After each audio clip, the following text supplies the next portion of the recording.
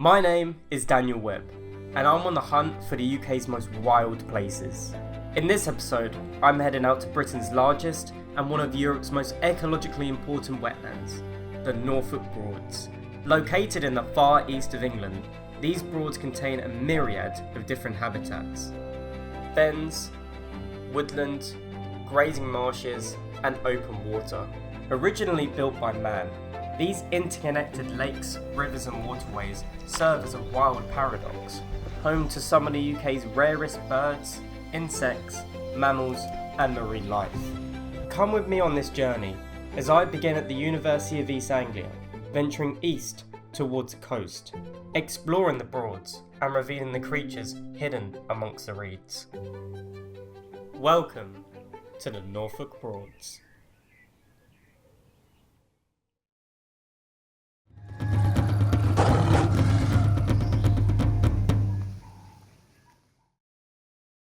And what better way to explore the Broads than by getting out on the water itself? If I can actually stay afloat. Woohoo!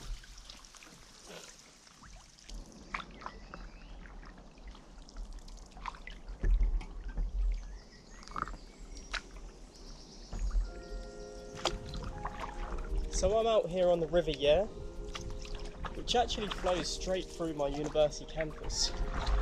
And it's one of the 7 rivers and 53 broads, that make up the Broads National Park.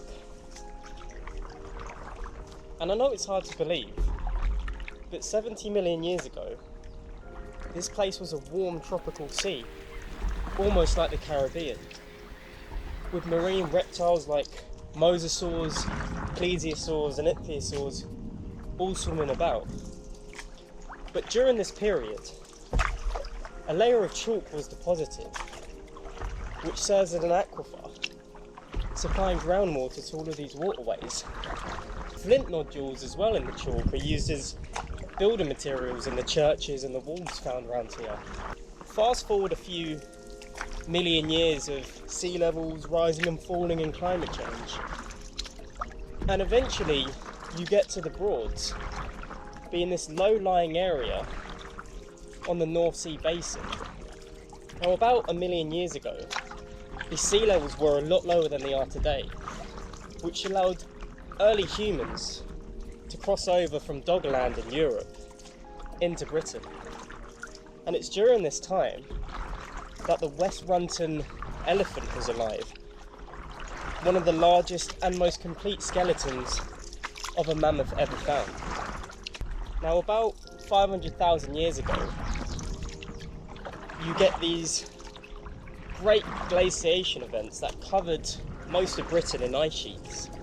And it's these glaciers that ended up shaping the geology of the area, depositing sediments and carving out river valleys. And during these cooler periods, you had your classic Ice Age mammals rolling about the steppes, like woolly mammoths and woolly rhinos, reindeer as well. And then in the warmer periods, you had hippos basking in the rivers, humans were able to settle the lands, and straight-tusked elephants were browsing the forests.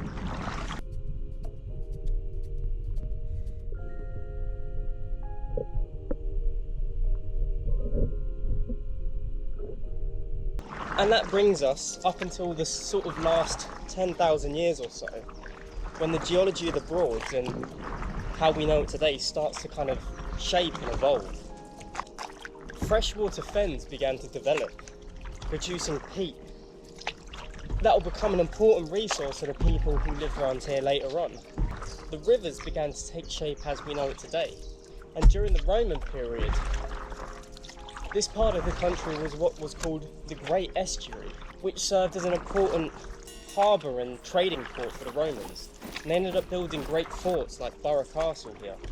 During the Anglo-Saxon period, the Vikings arrived and settled here, and we all know what they did to our poor monasteries, don't we?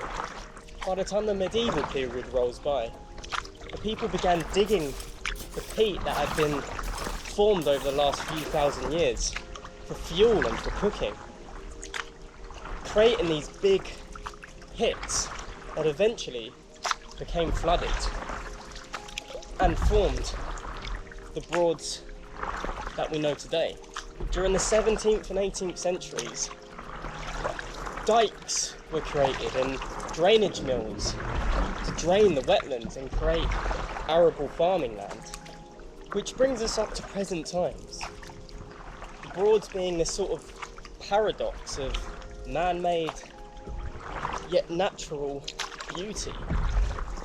The waterways and the dikes and the Broads, all created by us. But as industry subsided, the fens and the marshes were able to recover. Animals started returning to the reedbeds and the rivers. Birds started calling this place home again. And that's kind of the whole point of this video, is to show you our country's last wild places and the animals that still call this place home. And to highlight the threats that they face to their everyday survival. And most importantly, what's being done to conserve them and their habitats. So join me in our first part on this adventure, which lies about 20 kilometres downriver at RSPB Strumpshaw Fen.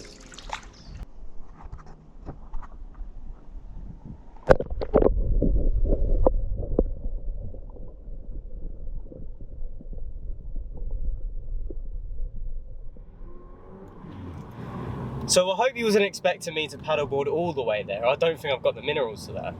But what I do have the minerals for is the relatively short 25-minute drive from my stately university home down to Strumpshaw Fen. And I think that's kind of, oh hold on, there's pheasants and rabbits, all sorts in the road. Oh my lord. And I think that's kind of the beauty in the Broads, you know, they're all relatively close by and you don't have to go hours and hours out into the sticks to get to them. They're all sort of within an hour's drive of Norwich. So Strumpshaw Fen is run by the RSPB, which means it's an important site for bird conservation. There's rare species there like Marsh Harriers and bitterns. But the animal I'm after is a mammal, not a bird. And the best time to see these guys is at dusk when the sun goes down. A creature I'm calling the Norfolk vampire. After waiting for the sun to go down, and getting a few weird looks from the locals, I got my first glimpse of what Strumpshaw Fen had to offer. A barn owl.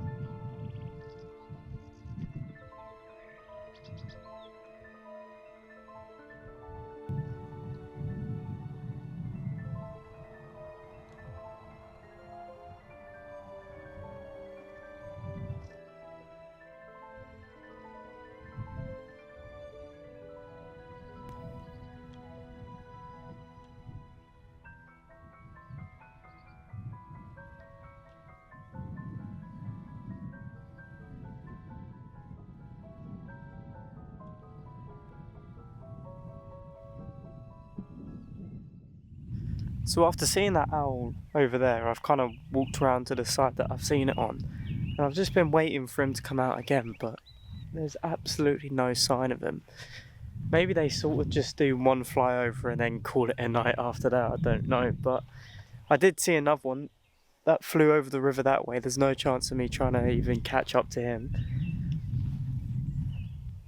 But anyway, let's crack on in our search for the Norfolk vampire. So what I'm going to do is I'm going to get out on these sort of grazing marshes over here. And I think that's going to be my best bet of finding one. So stay tuned. And it wasn't long before I spotted one. So I think just over there. Yep, there's one there. There's one there. That is a Norfolk vampire. Or, in the common tongue, Chinese water deer, but they are known as vampire deer because unlike other deer species, they don't have antlers, they have fangs or tusks protruding out of the upper jaw, which can actually be retracted during feeding. And now the males in the rutting season, they use these tusks as weapons against rival males. The females have them as well, but they're nowhere as big as in the males, which can grow up to 8 centimetres in length.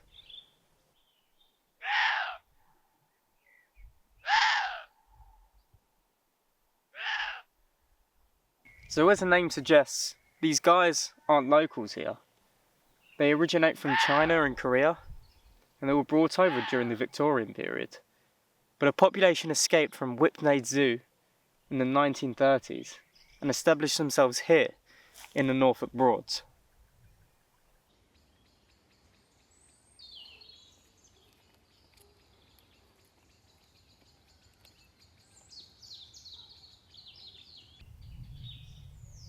And they're only little things. They're only about half a metre at the shoulder and another metre in length, weighing in about 11 to 19 kilos. And like most deer, they do have a grey winter coat that turns sort of reddish brown in the summertime. And these guys love this sort of fen, grazing marshland type habitat, where they can be close to rivers and reed beds and coastal areas. Now, because these guys aren't from here, they're actually classed as an alien, not invasive species, because they don't really have a great impact on the ecosystem. They dwell in such low population densities and they have a relatively small impact on the vegetation here. They don't eat young trees like other deer species do. And back home in Korea their populations are stable, but in China they're classed as critically endangered. So I don't think it's all too bad that these guys call the Norfolk Broads home. And besides, they're more like teddy bear deer than vampires anyway.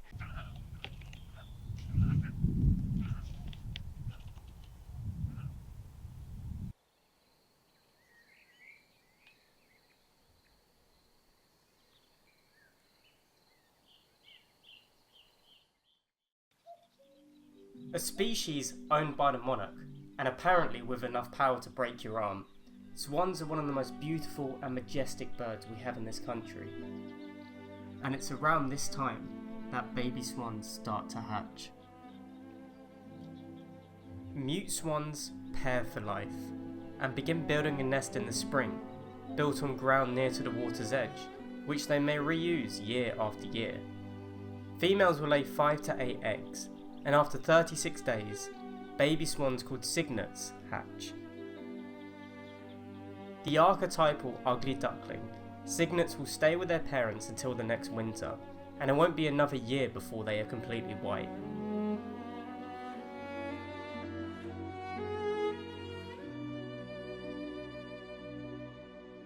Swan families are a tight-knit group. Mum's role is to rear her babies, taking the cygnets to places to find food. Dad's role is to patrol their territory. Cobs are fiercely aggressive and ward off any potential threats to his family.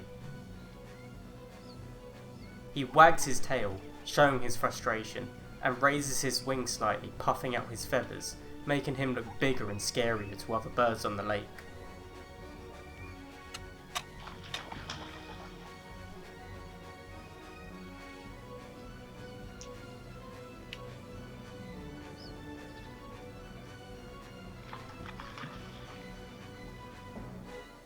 Dad's shown that goose who's boss. Content his family is now protected, he returns to the others, all safe and sound.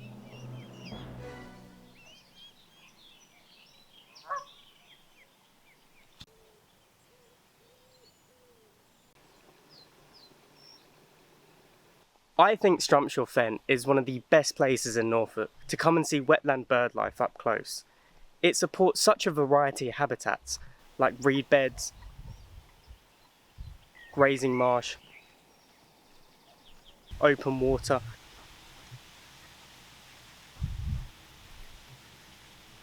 and woodland, that all come together to support such an impressive variety of species all throughout the year. Now, one of the most iconic bird species you'll find here is a bittern. Part of the heron family, these guys are masters of camouflage. You're far more likely to hear them than you are to see them, because they spend most of their time hidden away in the reed beds. But during the breeding season, the males make this deep booming call that you can sometimes hear resonating across the fence.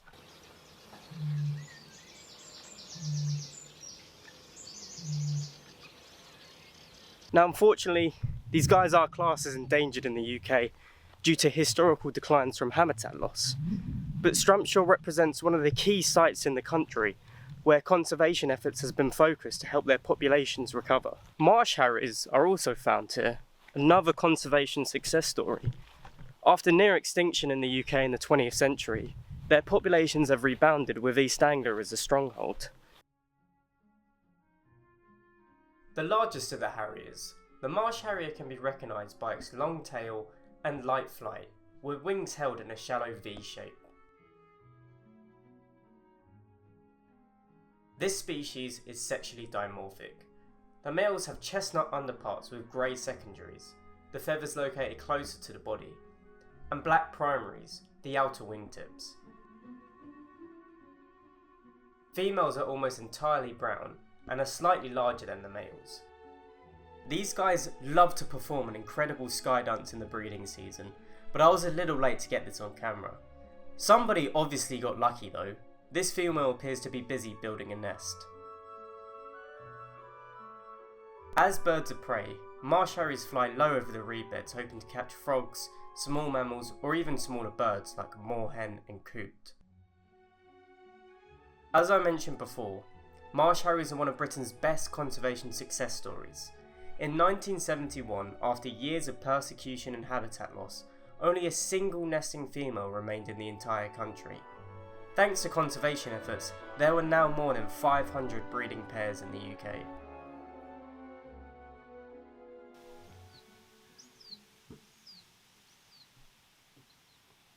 Strumpshaw supports multiple breeding pairs of these guys annually, as these raptors depend on extensive undisturbed reedbeds and marshes for foraging and nesting. Thriving populations of warblers also call Strumpshaw home. Sedge, reed and Sette's warblers can often be heard singing from the reedbeds. Conservation here at Strumpshaw Fen is focused on maintaining these wetland habitats that support such a diverse range of rare and elusive species. A combination of management techniques like rotational reed cutting, controlled grazing and maintaining the water level all help sustain healthy reedbeds, which are critical breeding areas for species like Marsh Harriers and bitterns. Now, the more we know about these rare species and the more awareness we generate, the more money, time and effort can go into saving them and the places in which they live, helping to restore the UK's biodiversity that we've already lost so much of over the last few hundred years.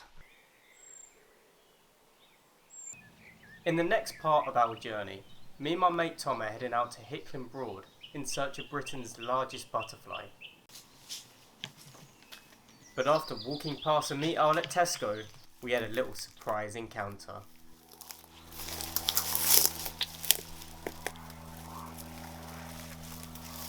Go on. Oh my lord. Tom the Snake Master. Nice, he's pissed all over me. See, I don't... Shh.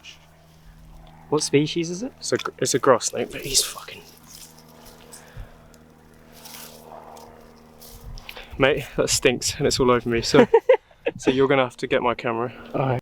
Once we'd faffed about with the cameras, our grass snake had calmed down for us. He's calmed down a little bit now. Oh, that's so cool. It does stink, doesn't it? Yeah. Actually, mate, you're gonna have to carry my camera because I can't get that on my camera. God, Jesus Christ, that's awful. He's calming down.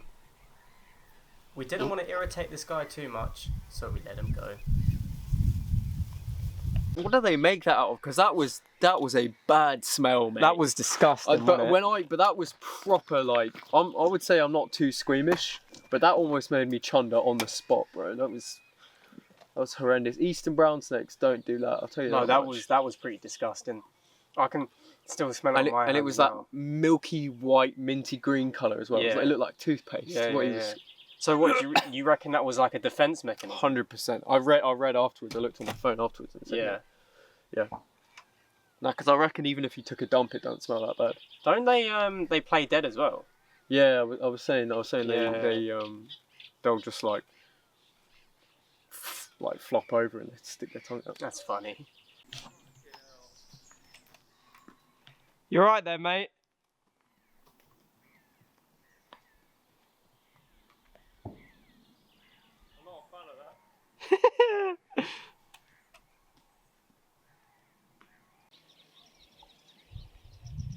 Day one in our search for the butterfly yielded nothing but snake ejaculate, but I was determined to get them on camera, so I came back the following day.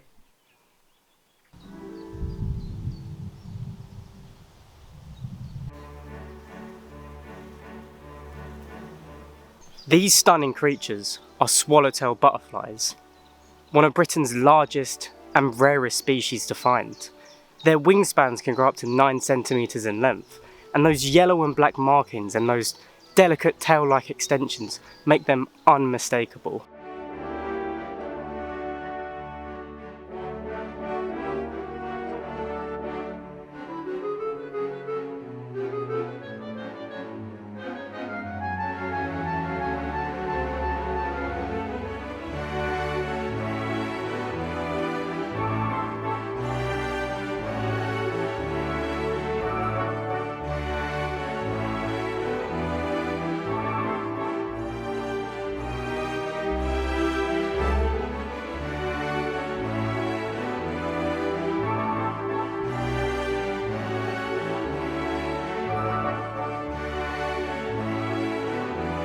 Now these guys are only really found here in Norfolk, and that's because their caterpillars rely solely on milk parsley to feed, which only really grows in undisturbed wetlands. The entire life cycle of the swallowtail depends on this fragile wetland habitat. Swallowtails are incredibly sensitive to change. They rely on warm, sheltered fens to breed successfully, and they can't travel very far. So if their habitat changes, it's not exactly like they can get up and move elsewhere. This makes swallowtails and other butterflies a good indicator species. They respond quickly to changes in temperature, land use and pollution, so monitoring them can tell us quite a bit about the environment. Chances are, if butterflies are doing well, so too are other plants and animals. But sadly, these guys are under pressure. Habitat loss, wetland drainage, sea level rise and climate change all threaten their survival. But conservation efforts are making a difference. By managing the fens, controlling the water level and restoring native plants, we can help keep the Broads wild and rich in biodiversity. The Broads are home to a diverse range of butterfly species. They are such a beautiful and important part of the UK's biodiversity. Not only are they biodiversity indicators, but just like bees, they also aid in pollinating our plants and crops, unwittingly picking up pollen on their bodies as they fly from flower to flower. Butterflies are also a prey species of birds, bats and other insectivorous animals. Britain is home to 59 species in total, 57 residents and 2 regular migrants, but unfortunately 5 species have gone extinct in the last 150 years. The Mazarine blue, large tortoiseshell, black-veined white, large copper and large blue, who was successfully reintroduced in 1992. 3/4 of British butterflies are in decline, fueled by habitat destruction and unpredictable climate and weather patterns in response to rising greenhouse gas concentrations in the atmosphere. Every few years, the Butterfly Conservation Charity produces a State of the UK's Butterflies report, using world-leading monitoring techniques and citizen science observations to chart abundance and distribution of each species. Just like every organism on the planet, butterflies play an important role in maintaining the delicate balance of life on this fragile earth. Just like butterflies, dragonflies are also good indicators of environmental health. They are particularly sensitive to changes in water quality. As sea levels rise, saline water contaminates freshwater fens, affecting vegetation growth and larval development. Dragonflies are very good flyers, being able to propel themselves in all directions. They are very efficient hunters too, keeping insect populations in check over the summer months. Having existed for over 300 million years, they have had plenty of evolutionary time to refine their surprisingly violent mating strategy. The first step is for the male to subdue the female. Whilst in flight, he may approach from behind and grab hold of her thorax with his legs, sometimes even biting her. He pulls his abdomen forward, using his anal appendages to hold her by the neck, flying with her in a formation called tandem linkage. Since a female dragonfly will mate with multiple males, the last sexual partner is the one to actually fertilise her eggs. He then joins with his penis, located at the top of the abdominal segment, with the female at her neck. Once linked, the two dragonflies form a closed circle with their bodies.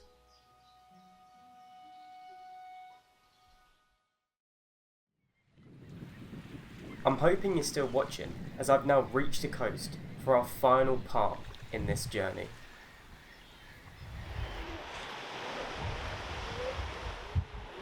These guys are grey seals, and their name literally translates to hook-nosed sea pig in Latin. And if you get a look at one up close, you can kind of see why. But talk about conservation success story.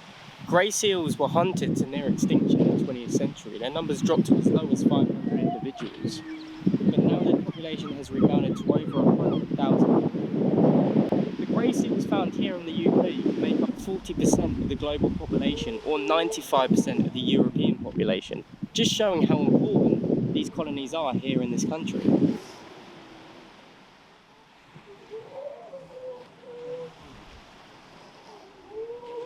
And you can see on the front of their face they have whiskers called molestation quadrici, which help them detect fish movements in murky and dark water. They can dive up to 300 metres and hold their breath for 20 minutes. And once they're done fishing, you can often find them hauled out across beaches like this where they rest and they digest their food. Between October and November, puppy season, and the mothers have a really fatty milk which helps the pups gain nearly 30 kilos in 3 weeks. Then the mothers stop feeding them, and then the pups spend another 3 weeks on the beach molting to grow a waterproof coat. In this season alone, 3,500 pups are born on this beach. And an interesting fact as well is the pups will actually come back to this colony to give birth to their young as well.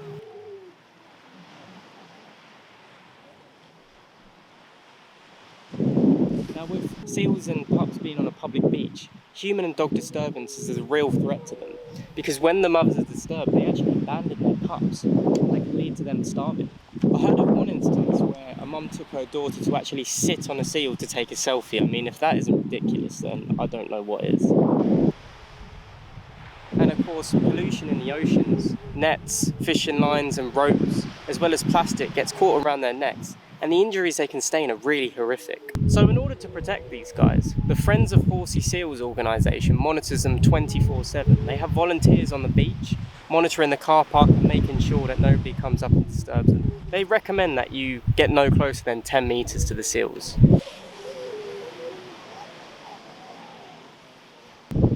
So if you do come here and want to enjoy the seals, then by all means, but remember that disturbing the seals, especially during the pupping season, can have dire consequences for these guys. I'm up here on the dunes, keeping my distance from them. But I tell you what though, they absolutely stink. Even from up here I can still smell them.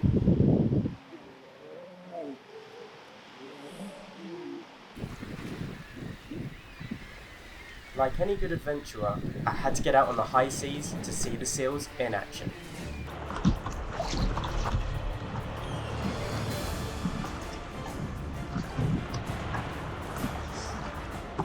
There's a bed.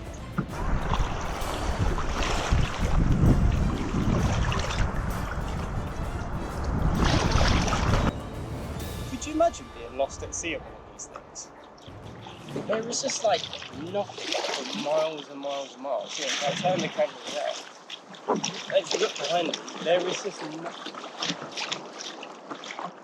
I actually could not imagine that. So I think I'm going to stick relatively close to the shore, so that doesn't happen to me. Oh my god, there's a seal right there. There's a seal literally like 40 feet away from me. I don't know if I'll be able to film it on this GoPro, but they're out here. I've seen quite a few swim past me. I don't want to get too close, because they are wild animals. He's huge, oh my god. Look, there's one over there. I don't know if you can see him on the camera. And he's gone. Oh, no, he's still there. I might try and get a little closer. There's two, look. One just went down and the other just come up. He's looking at me. He's probably thinking, what on earth am I doing? What's really surprising is the amount of variation in their coat colours. They come in all sorts of different colours and patterns. Some have spots, some have none at all, some are all black. They're really cool.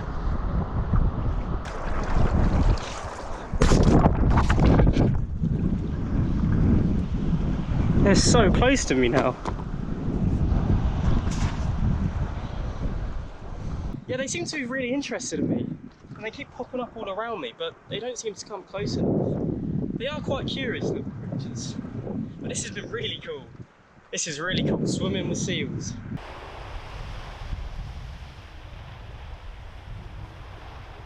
I think now would be a good time to end the video before I get swept out to sea anyway, guys.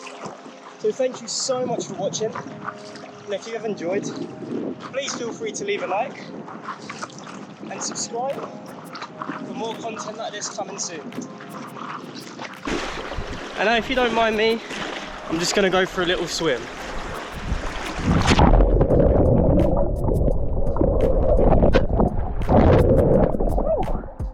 That's cold. That's nice. Whew. See you guys in the next one.